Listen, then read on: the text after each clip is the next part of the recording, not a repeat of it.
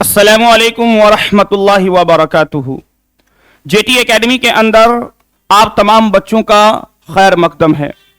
मेरे प्यारे बच्चों, हमारा आप बाज़ाब्ता तौर पर चैप्टर नंबर 18 और 19 कंप्लीट कर चुके हैं।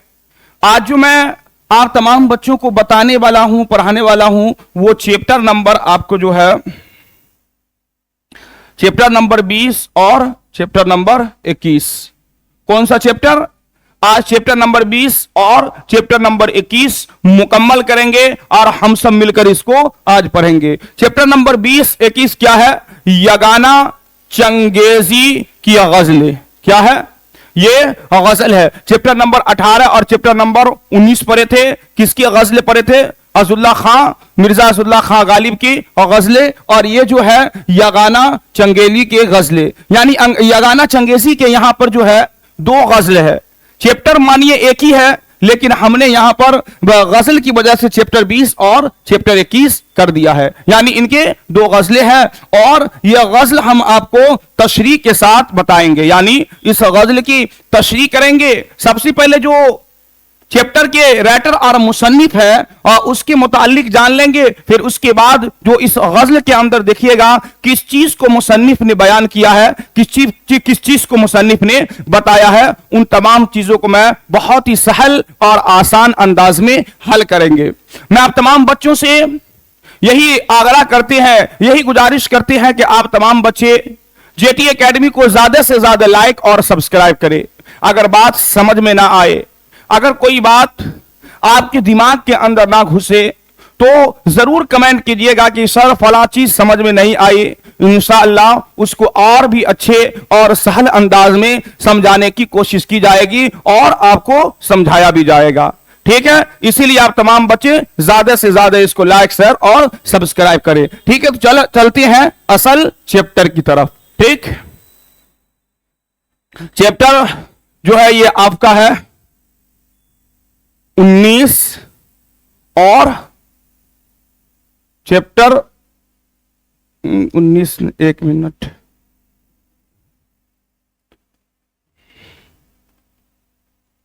चैप्टर 20 और चैप्टर 21 क्या है? ये गजलें।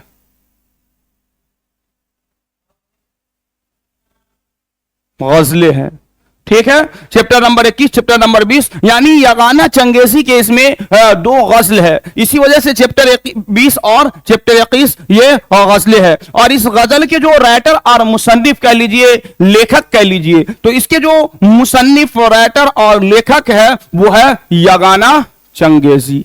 कौन है इसके मुसन्निफ? कौन है इसके मुसन्निफ? है यगाना चंगेजी। ठीक है, तो पहले राइटर के बारे में हम जान लेंगे, उसके बाद देखेंगे इस गजल के अंदर यगाना चंगेजी ने क्या बयान किया है, किस चीज को बताया है, उसे भी हम आप समझेंगे। तो आइए सबसे पहले देखिए पूरा नाम, यानी यगाना चंगेजी का इसका पूरा नाम क्या है, असल उनका पूरा नेम क्या है? तो इनका पूरा नाम जो है मिर्जा वाजिद हुसैन यास यगाना चंगेजी। एकदम इसको ज़हन नसी अच्छे से करना है। क्या नाम है इनका पूरा? इनका पूरा नाम है मिर्जा वाजिद हुसैन यास यगाना चंगेजी। यगाना चंगेजी का ये पूरा नाम और असल नाम है। ठीक है, समझ गए इतना? आगे आइए, देखिए इनकी पैदाइश क्या है।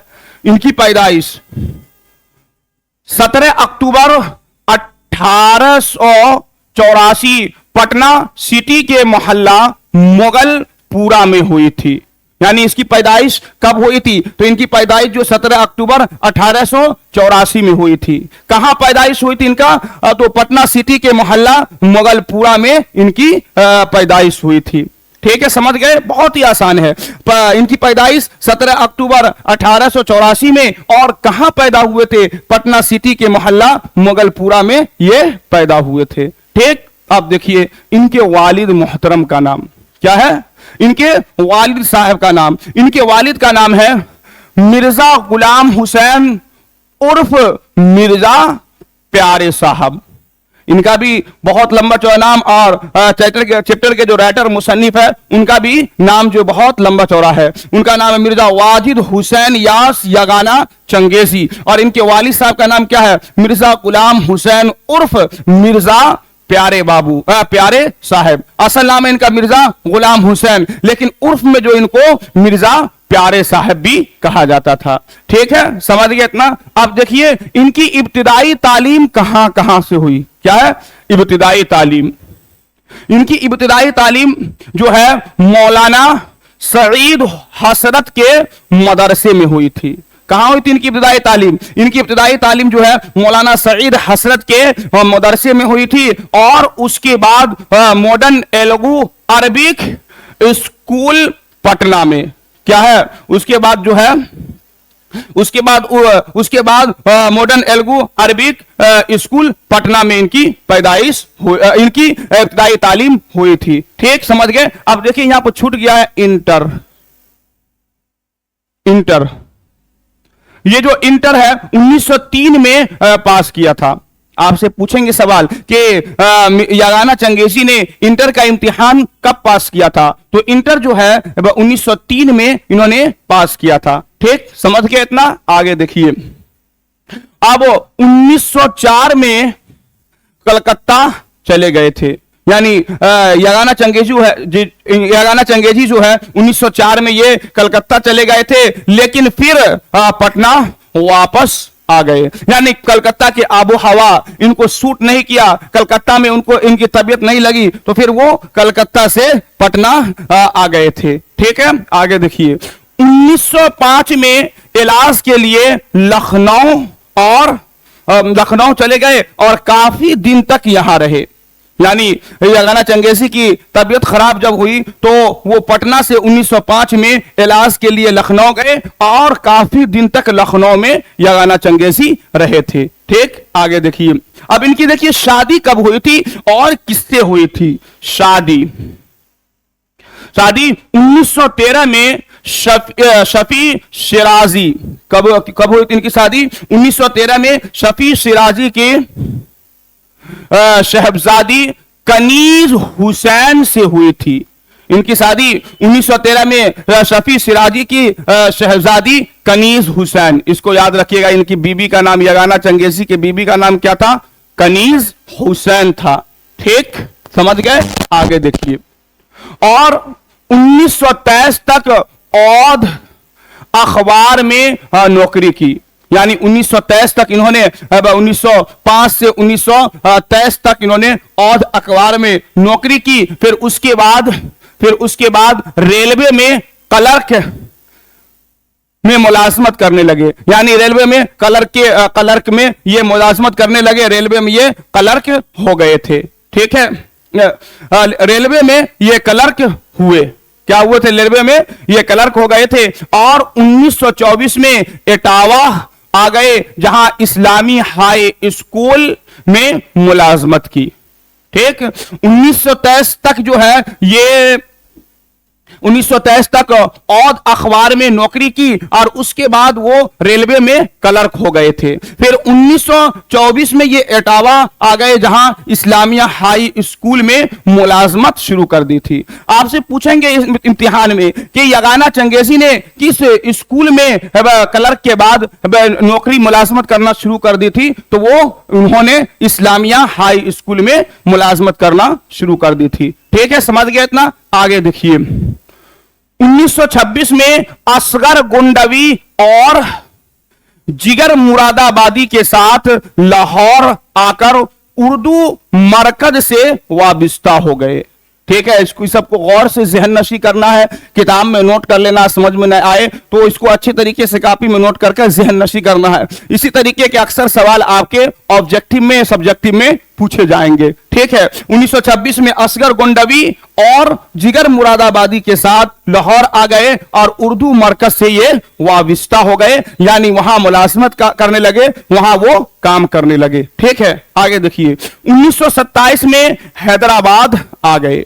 फिर उसके बाद लाहौर से 1927 में ये हैदराबाद आ गए। फिर 1942 में ये रिटायर होकर लखनऊ वापस आ गए।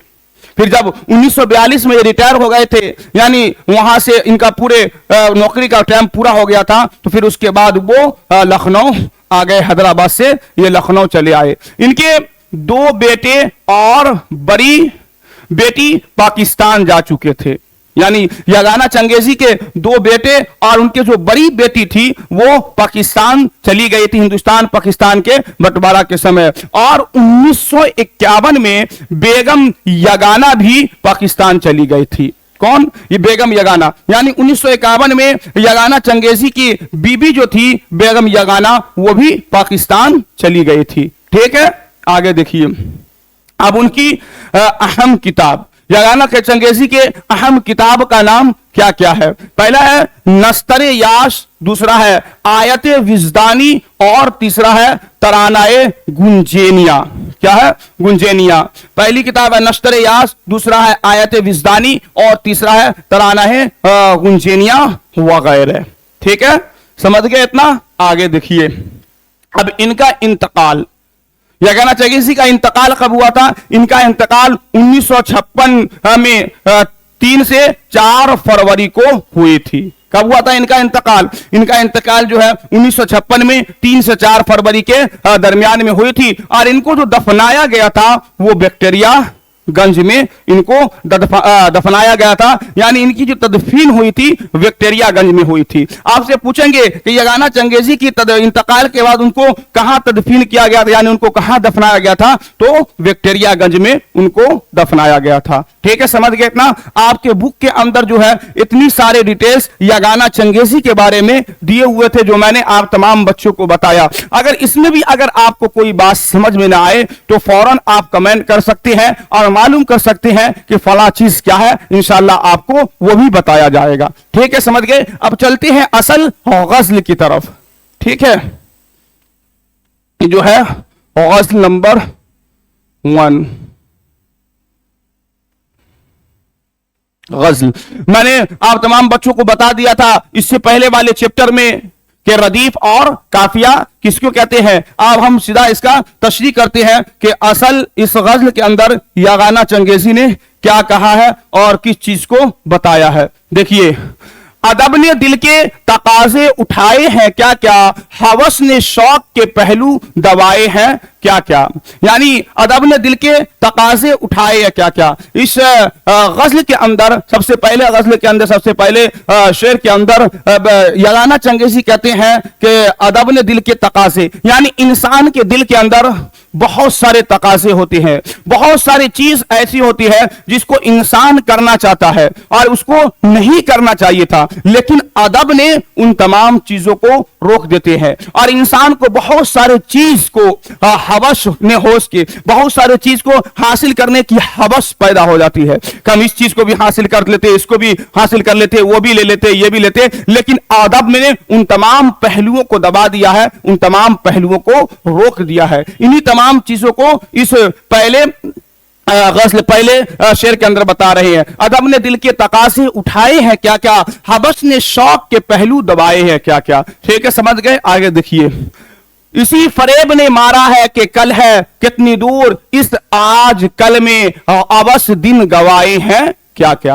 यानी दूसरे गज़ल में फरमा रहे हैं इसी फरेब ने, यानी इंसान इस गलती में होता है, इसी मकरो फरेब में होता है जो कल है बहुत दूर है। यानी कल जो काम होगा वो आज जो काम करना है उसको हम कल कर लेंगे, उस काम को कल हम आसानी से कर लेंगे। इंसान इसी फरेब ने इंसान को मारा है, यानी इंसान आज के काम के कल पर डालता है कि वो काम हम कल और आसानी से कर लेंगे, लेकिन इसी आज कल में अबस ने दिन गवाए क्या क्या। लेकिन इसी आजकल में बहुत सारे दिन को यूं ही बेकार कर दिया है, बहुत सारे दिन को यूं ही बर्बाद इंसान कर दिया है। इसीलिए इंसान को चाहिए अगर कोई भी काम हो तो इंसान को चाहिए कि उस काम को फौरन कर ले, कल पर ना छोड़े, क्योंकि कल करते करते बहुत सारे कल गुजर जाएंगे और वो काम या तो खराब हो जाएंगे या यूं ही वो काम पड़े रह जाएंगे। ठीक है, आगे देखिए।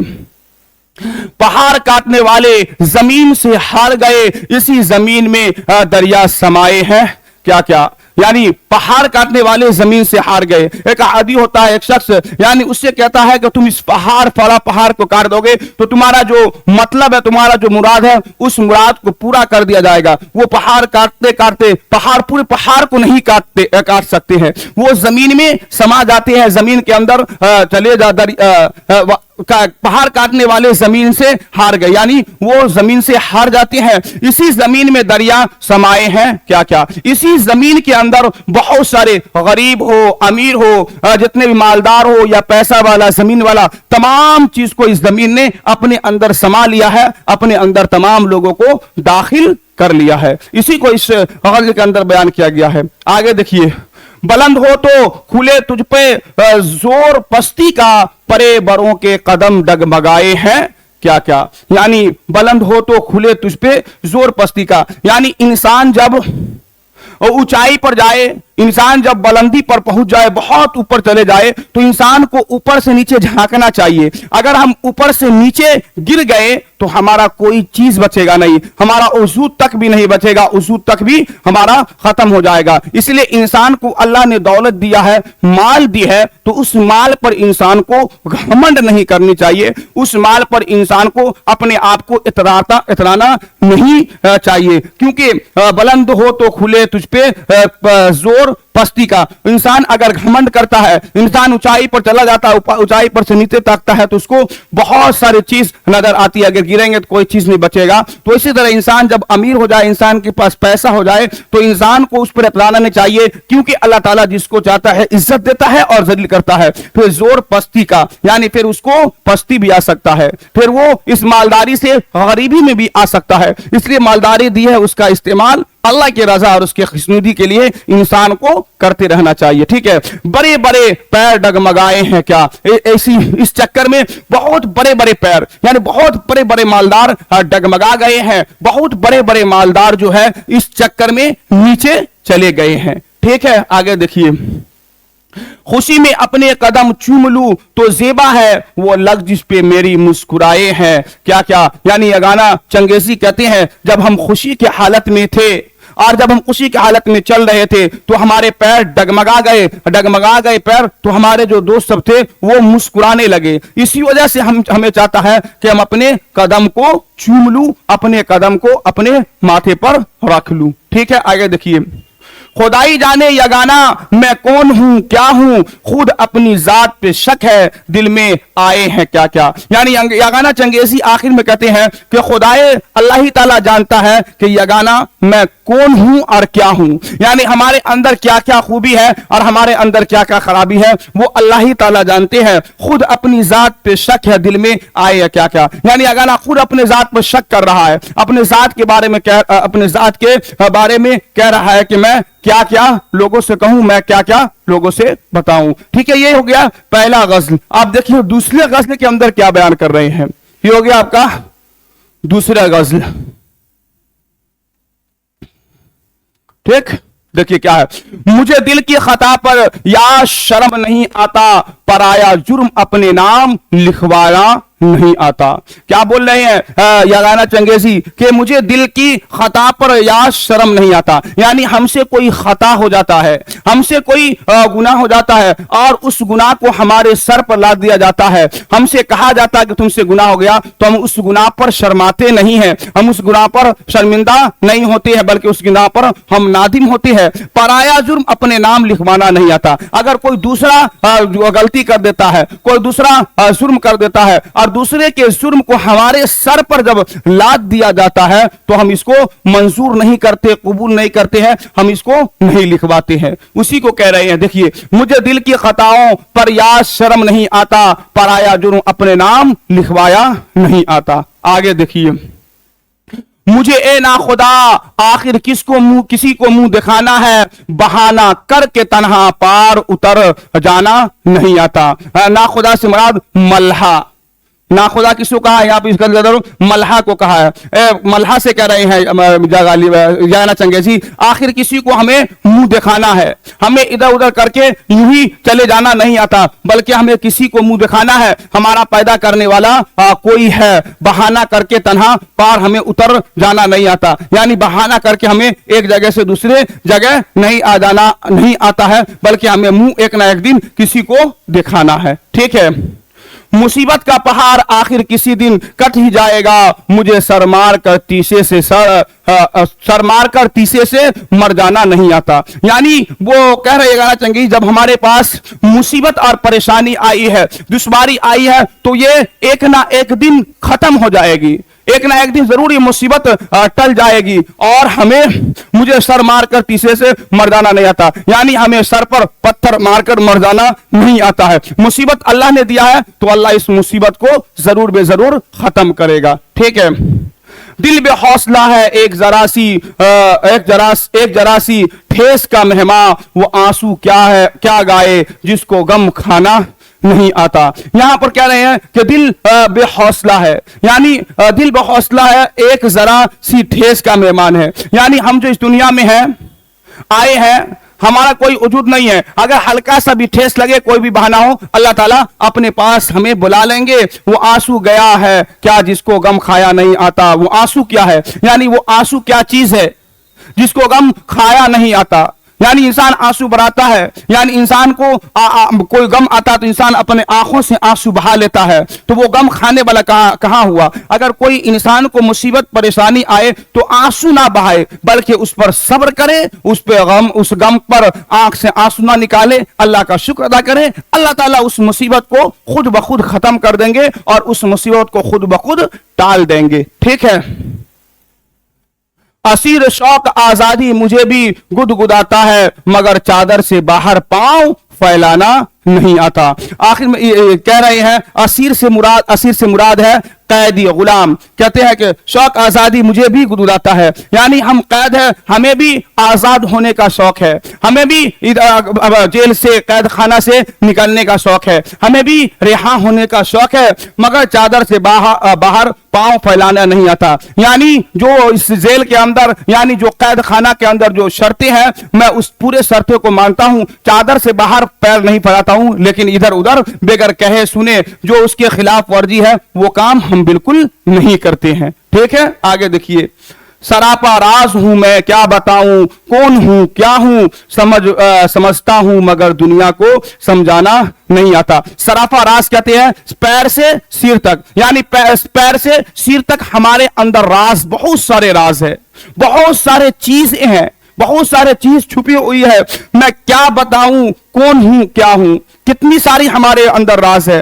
मैं कौन कौन से राज तुम लोगों को बताऊं, समझाता हूं मगर दुनिया को समझाना नहीं आता। मैं तो खुद समझता हूं कि मेरे अंदर क्या खामी, क्या खराबी, क्या अच्छाई, क्या बुराई, क्या राज है, मैं खुद समझता हूं, लेकिन उस चीज को हमें दुनिया को समझाना नहीं आता, उस चीज को हमें दुनिया को बताना नहीं आता, उस चीज को हम दुनिया के सामने नहीं बता सकते हैं, बयान कर सकते हैं। मैंने आप तमाम बच्चों को नज्म का जो आसान खुलासा था बता दिए हैं। अब इसके बाद जो हम फिर से पीछे से रिपीट करेंगे तो गजल के जितने भी खुलासा है, तमाम खुलासा मैं आप तमाम बच्चों को बाज़ाब्ता तौर पर बोर्ड पर लिखकर बता देंगे, आपको स्क्रीनशॉट करा देंगे, ताकि आपके लिए आसान हो जाए और आपको कोई परेशानी लायक ना हो। आखिर में मैं आप तमाम बच्चों से यही गुजारिश करता हूं कि जेटी एकेडमी को ज्यादा से ज्यादा आप लाइक कीजिए, सब्सक्राइब कीजिए, बात समझ में ना आए तो कमेंट कीजिए, इंशाअल्लाह उसको भी बताया जाएगा। आज के लिए इतना ही। अस्सलामु अलैकुम व रहमतुल्लाहि व बरकातुहू।